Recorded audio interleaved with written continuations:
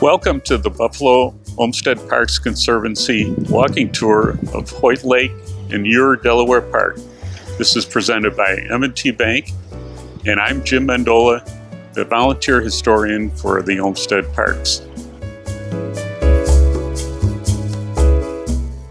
Here we are at Larry Griffiths' Spirit of Womanhood. The story behind that is that one time he intended it to be as a monument at Soldiers Circle. The residents around the circle put up a proclamation not to do it, and the city council never approved it. So, sort of in a fit of anger, he stuck it here one night, and we believe without any sort of permits or permission, but thousands of people pass it every day. Here we are in one of the most isolated and forgotten monuments in Delaware Park. It's to William McMillan, who was park supervisor for almost 30 years. He supervised much of the construction of the park off of Olmsted's plans. Now, he was sort of a very strict Scotsman. The parks had a tendency to hire Scotsmen because they were arborists for the big English estates. Even the assistant supervisor was a Scotsman.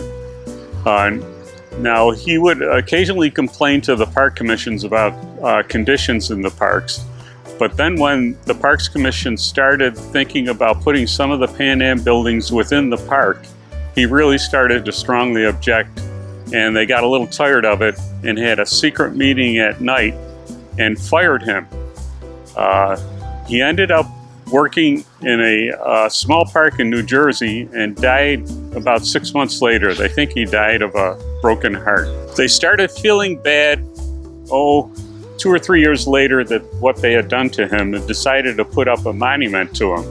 So the very people that fired him imported some Scottish red granite, built this fountain monument to him. This is the old West Bluff concourse. As you can see, there are still some Medina sandstone cobbles that outline the perimeter of the concourse.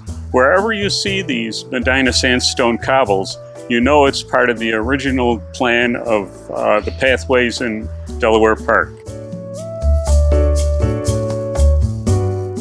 Now, Gala water turned into Hoyt Lake to honor William Hoyt, an assemblyman who helped restore the lake in the 70s and 80s. This spray fountain, which had been inactive for years, was recently restored by the Buffalo Olmsted Parks Conservancy as part of their overall plan to restore many features in the park.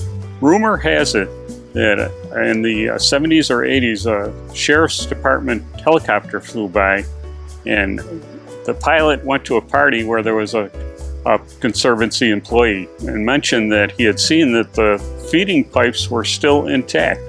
So that kind of drove the intention to restore it. There were parts of the park that were lost over the years. The Scajaquada Creek bypass, which was meant to cut down on pollution in the lake, took enough of the land so that in this corner, where there used to be a casting pool where people could practice their casting, and it was a big deal in the 1920s. They even erected spectator stands and advertised in the paper about casting competitions. People would come from all over the country to do fancy casting. They would do loop-de-loops and team casting and snap the whip casting. It was pretty popular. It would draw 2,000 or 3,000 people at a time. But this Scajaquada bypass eliminated the casting pool and 2 islands that used to be in the lake. It reduced the acreage of the lake by about 8 or 10 acres.